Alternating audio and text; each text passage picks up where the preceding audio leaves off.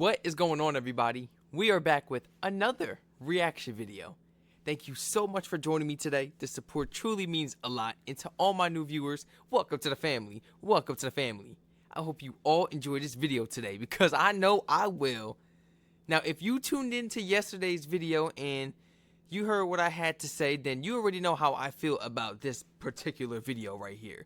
Please feel free to like, comment, subscribe, and turn all post notifications on. Thank you so much for joining me today. The support truly means much. Feel free to spam my comment section and use that suggestion link down below in my description if you would like for me to react to some of these amazing videos. Here we go, man. I'm not wasting no more time. Is it time for Europe to ditch America? Yes? Yes? And as far as that whole Europe army situation, yeah, that needs to go ahead and take place too. If you're new to this channel, man, and you ain't watched yesterday's video, please, when you get the time, please watch that video. For most of modern history, Europe, or at least Western Europe, and the United States have been best mates. The two are connected by cultural, economic, and military ties, most obviously manifest in NATO, and despite the occasional hiccup, have moved in ideological lockstep for much of the past few decades. However, in the past few years or so, the transatlantic relationship has come under unprecedented strain, and things only look likely to get more difficult as Trump sets up what looks sure to be an antagonistic second term. So in this video, we're going to look at some of the various points. Boy, our president has really been burning our bridges lately, hasn't he? Like, my goodness, man. We got two of the best countries on our side, our allies, and they don't even like tension us. Straining this relationship, Europe and Canada, and whether Europe and America could really fall out for good.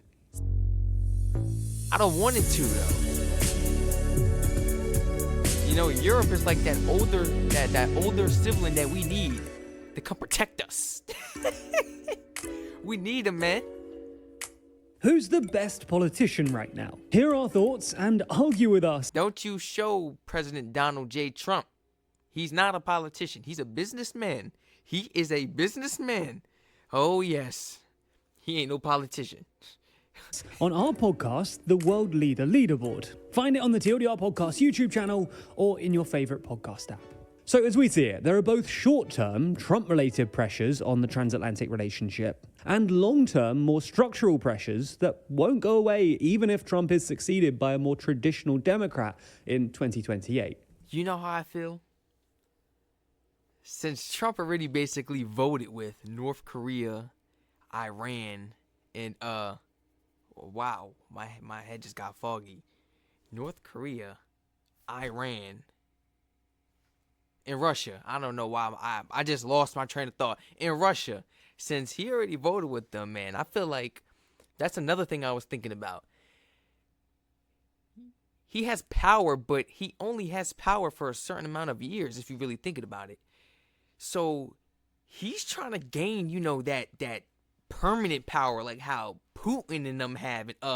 What's his name? Kim Jong-un? Is that his name? Like how they got, man. They got that permanent power until the day they leave this earth. Yeah, Trump's trying to get that, especially with the charges he was fighting and, you know, that whole situation that was going on. He's cleared from it now, that whole impeachment situation, because he's in office. If he won the election, then they was gonna say bye-bye to all his, all those cases and everything. Ain't that something? If you win the election, all your charges just bye-bye. That's crazy. It don't make no sense. But maybe he's trying to gain, you know, that higher authority, that higher power. And I think he's really doing this because eventually he's not going to be in office, but he still wants to maintain that power, that high authority. And what's a perfect way to keep that higher position, that high power? He needs to be in contact with these dudes. Putin, Kim Jong-un. Is that his name? Kim Jong-un? Am I saying that right? He needs to be in close contact with them on their side. And that's exactly what's going on. He trying to be that big guy. I'm not going to be pausing this video a lot, guys. Let's start with those short-term Trump-related pressures, though. The first one, and the one that's most in the news at the moment, is Trump's interest in Greenland and his apparent disdain for internationally recognized borders more generally. For anyone who somehow missed this, earlier in the week, Trump reiterated his intention to buy Greenland from Denmark, and then on Tuesday he gave a press conference where he refused to rule out using military force to take the territory, arguing that the United States needed Greenland for, quote, economic security and national security reasons. Unsurprisingly, this ruffled some diplomatic feathers in Europe. And on Wednesday morning, France's foreign minister basically said that the EU would defend Greenland if the United States tried to invade. But I'm sorry. That's exactly what I was expecting. Oh my goodness. An army of Europe. We will be seeing that soon, man. even if Trump doesn't invade Greenland, his apparent disdain for internationally recognized borders, as evidenced by his other comments on Canada and Panama, as well as reoccurring reports that he's planning to invade northern Mexico without the Mexican government's approval, will straight... I did not know he wanted to invade northern Mexico. Since when did he want to invade northern Mexico? He keeps a lot of this. Why am I not hearing about this out in the media? Like, you know, I gotta watch certain videos to get this information. These guys are digging deep. Original video link will be in the description. In the transatlantic relationship, I was not aware of European politicians and governments are generally a bit more concerned about international law than their American counterparts, and especially their Republican counterparts. This isn't us Brits taking a jab at the US, by the way. It's just true that the US is more in the habit of breaking international law or going against the international consensus than Europe, as evidenced by the plethora of UN treaties that the US has refused to sign or ratify. As such, Europe will be especially keen to protect international norms. How you get this, man? How you get this?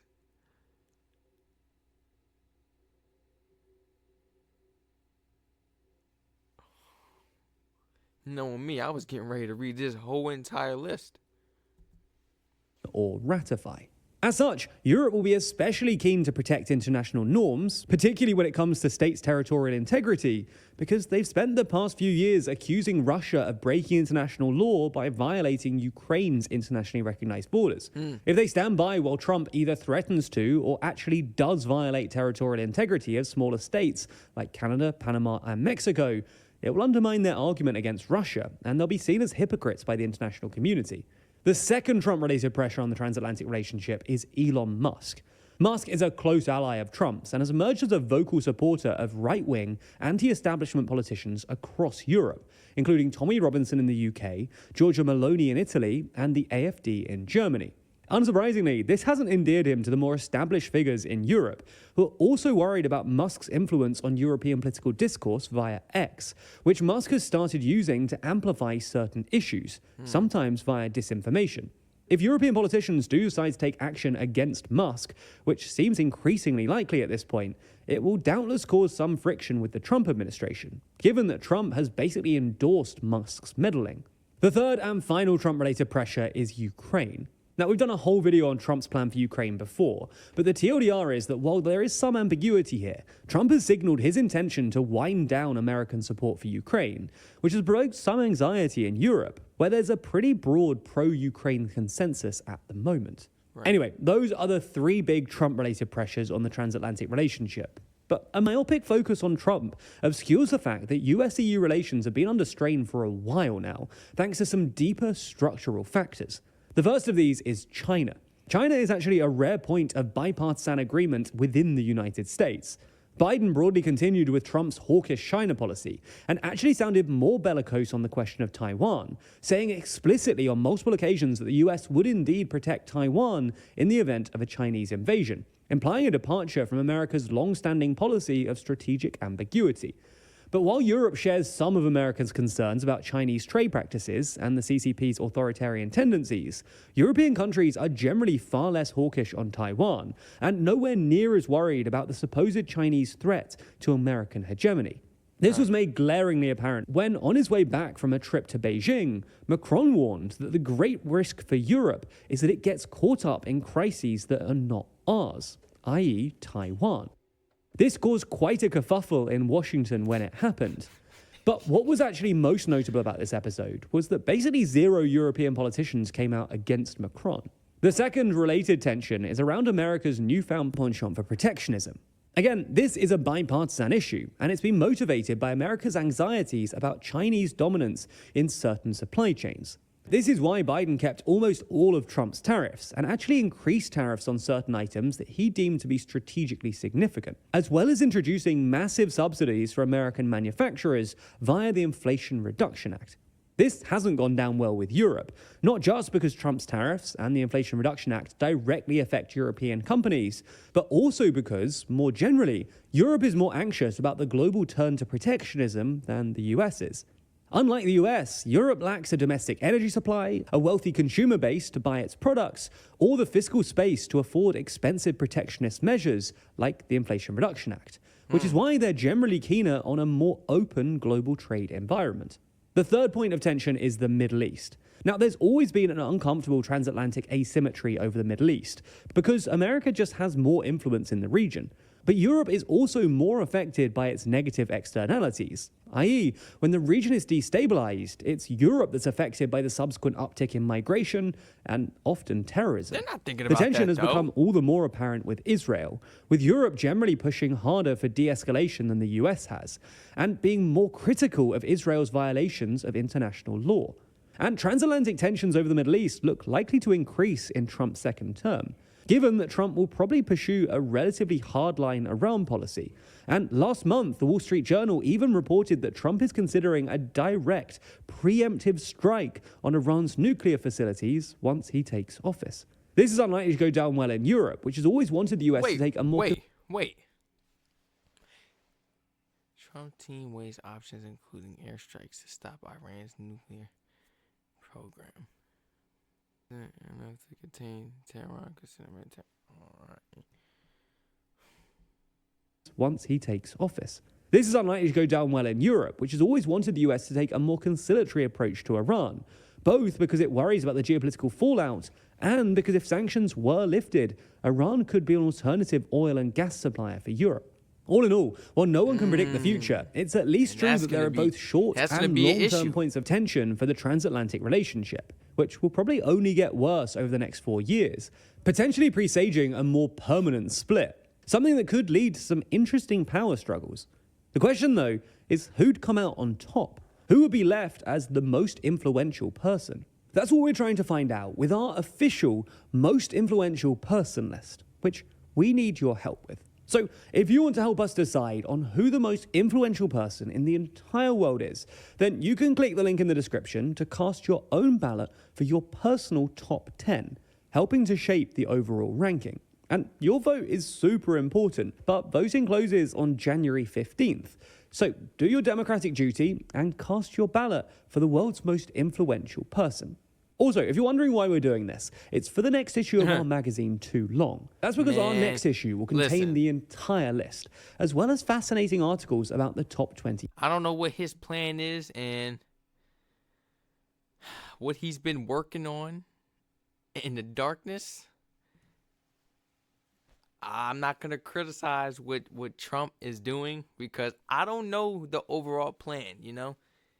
He is our president for a reason, so... all I can say for my country, for me, look, I live here, is I gotta trust. I gotta just trust what he doing. I gotta just trust what he doing. What I can say is that our president is a very unpredictable man, but I think he should really rethink that.